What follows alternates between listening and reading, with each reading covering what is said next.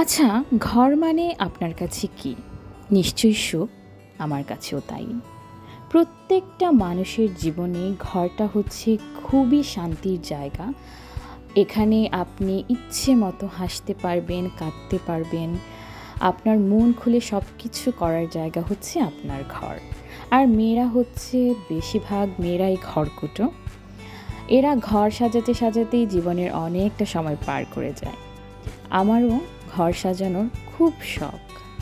এটা আমার ভাড়া বাসা, তাই চাইলেও মন মতো সব কিছু করতে পারি না। তারপরেও যতটুকু করা যায় আমি চাই আমার ঘরটাকে পরিপাটি সুন্দর করে রাখতে। আমার ঘরের কিছু কিছু ক্লিপ আপনার শর্টস ভিডিওতে দেখেছেন। আজকে ভাবলাম যে ফুল হোম ট্যুরটাই দেই।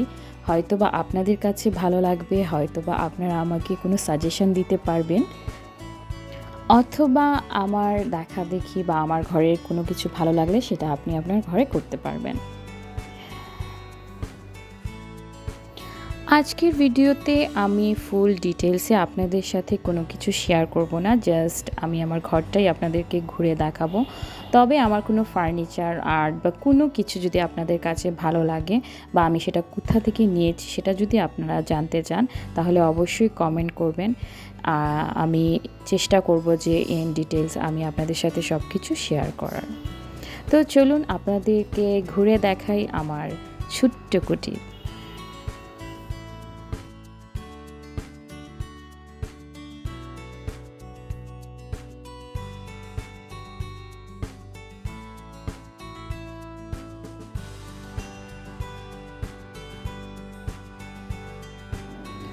আমি ৪ তলা বাসার ২ তলায় থাকি, আর এটা হচ্ছে আমাদের মেইন যে দরজা বাসায় ঢোকার।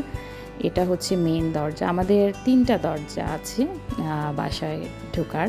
তো এই দরজাটা আমরা মেহমানরাই সচরাচর ব্যবহার করেন। আমরা এই দরজাটা ব্যবহার করি না। আমাদের এন্ট্রি প্লেস হচ্ছে এটা।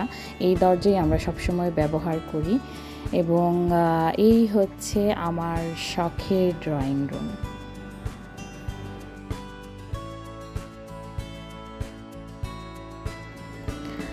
আসলে একটা ঘর আপনার নিজের ঘরটা আপনার রুচির বহিঃপ্রকাশ। তবে সবার পছন্দ এক না। আমার পছন্দ আর আপনার পছন্দ সেম নাও হতে পারে। এখানে কিছু আছে আমার আর্ট, কিছু স্টিকার এবং আমার আর্ট করা একটা পেইন্টিংও আছে। আর্টিফিশিয়াল গাছ আছে, আবার অরিজিনাল গাছও রাখা আছে, ইনডোর প্লান্ট। তো সব কিছু দিয়ে মোটামুটি একটু সিম্পলভাবে আমি ক্লাসি লুক দিয়েছি আমার ড্রয়িং রুমটাকে। যেহেতু ভাড়া বাসা, তো আমি তাই একটু সিম্পলই রাখতে চেয়েছি আমার ড্রয়িং রুমটা।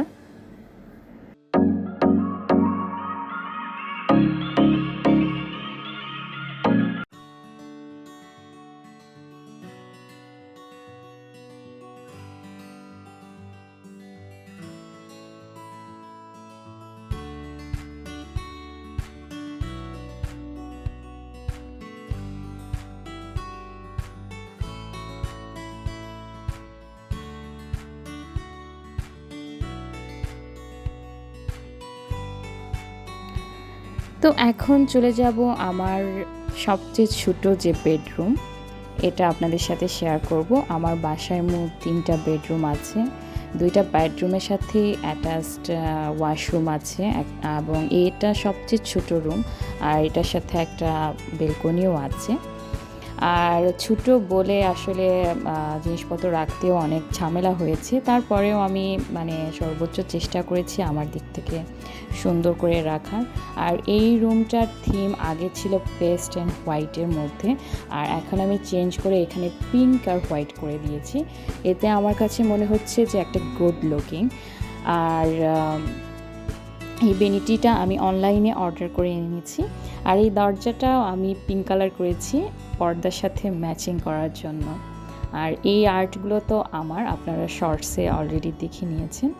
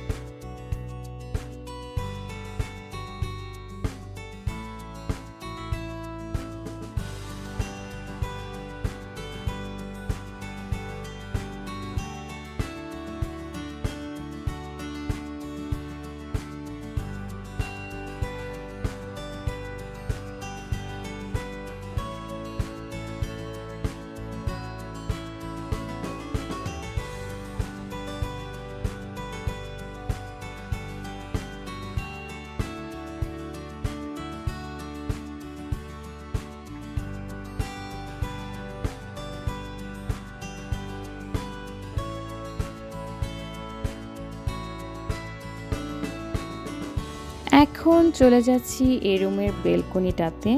এখানে আমার শখের অনেকগুলো গাছ রাখা আছে।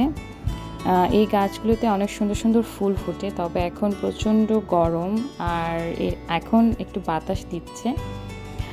তবে শীতের সময় আরও বেশি সুন্দর ফুল দেবে এবং দেখতেও বেশি সুন্দর লাগবে। গাছের যত্ন নেওয়াটা খুব কঠিন, চেষ্টা করি যথাসাধ্য গাছগুলোর যত্ন নেওয়ার। আর এই রুম থেকে বের হয়ে একটা ওয়াল আছে, আর এই ওয়াল আর্টগুলো আমার নিজের করা। আমি আসলে অত পারফেক্ট আর্ট করতে পারি না, তবে চেষ্টা করি এবং আমার আর্ট দিয়ে আমার ঘরটা সাজাতে আমার ভালো লাগে। তো এখন চলে যাব হচ্ছে আমার সেকেন্ড যে বেডরুমটা আছে ওই বেডরুমে।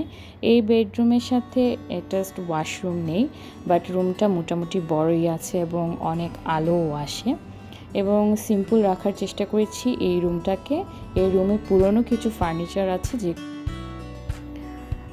সাথে কিছু নতুন ফার্নিচারও আছে। তো এই রুমটাও সিম্পল, কিছু আর্ট আছে আমার করা, কিছু আছে ওয়াল ফ্রেম। এই তো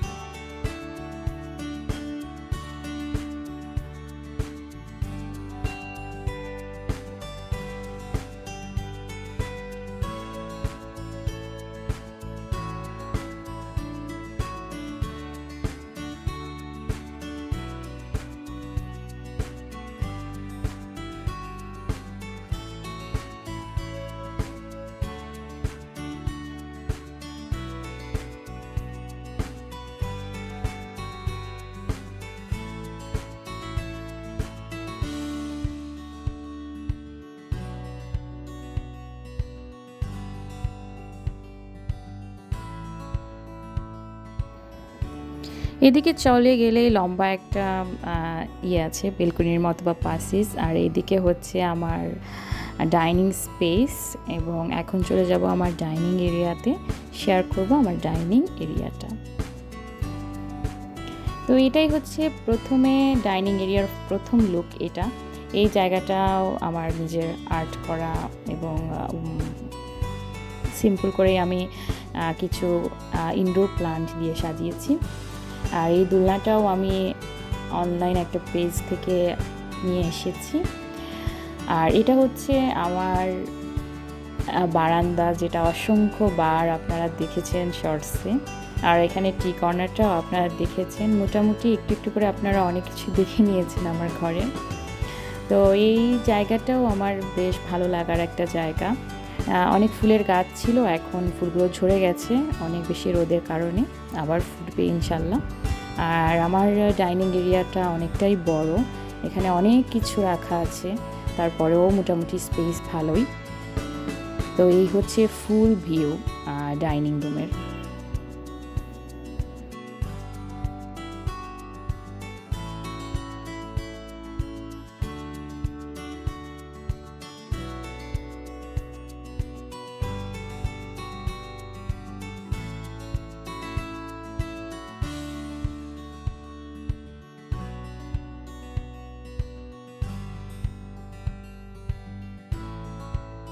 এখন চলে যাব আমার মাস্টার বেডরুমে।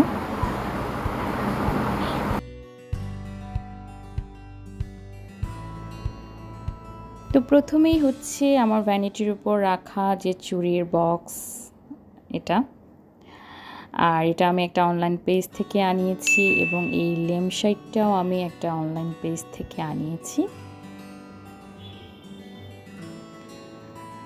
আর এই হচ্ছে এই রুমটা অনেক বড় এবং এখানে অনেক ফার্নিচার রেখেও এনাফ স্পেস আছে। পর্দার ওই সাইডেও ওয়াশরুম আছে, আরও কিছু জায়গা আছে, একটা বেলকনি আছে। তো এই যে ওয়ালের আর্টটা দেখতে পাচ্ছেন, এটা আমি অ্যাক্রিলিক কালার দিয়ে করেছি। আর এই ওয়ালটা আমি জাস্ট স্টিকার এবং আর্ট দিয়ে রেখেছি। এটা আমার আর্ট করা, এটা আপনারা দেখেছেন এর আগে শর্টসে।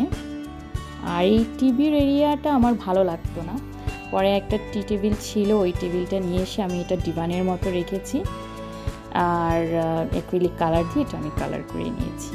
এই তো এই হচ্ছে আমার মাস্টার বেডরুম। যেহেতু আমি হোম ট্যুর দিচ্ছি সেজন্য আমার কিচেনটা আপনাদের সাথে শেয়ার করলাম। আসলে আমার কিচেনটা অত বেশি অর্গানাইজড করা না, সিম্পল, এবং অনেক বেশি রান্নাবান্নার ঝামেলা তো সবারই থাকে, আমারও আছে, এবং আমার কাজের মেয়েটাই ক্লিন করে রান্নাঘরটা। তো একদমই সিম্পল আমার কিচেনটা।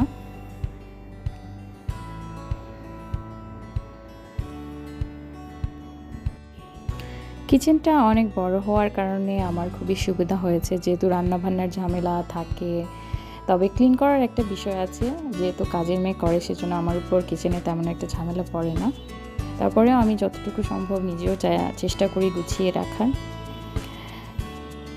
তো এই তো আপনাদের সাথে আজকে আমি আমার হোম ট্যুরটা শেয়ার করলাম।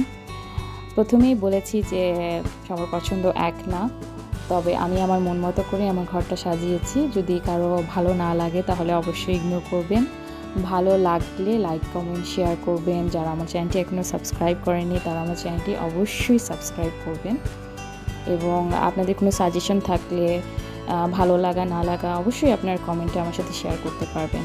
এবং আমি আসলে শর্টস ভিডিও বেশি দিই, আর যদি আপনারা ব্লগ চান আর্টের বা কোন ধরনের ব্লগ আপনারা পছন্দ করেন অবশ্যই আমাকে জানাবেন, সেই অনুসারে আমি ব্লগ দেওয়ার চেষ্টা করব। সবাই ভালো থাকবেন, কথা হবে নতুন কোনো ব্লগে। আল্লাহ হাফেজ।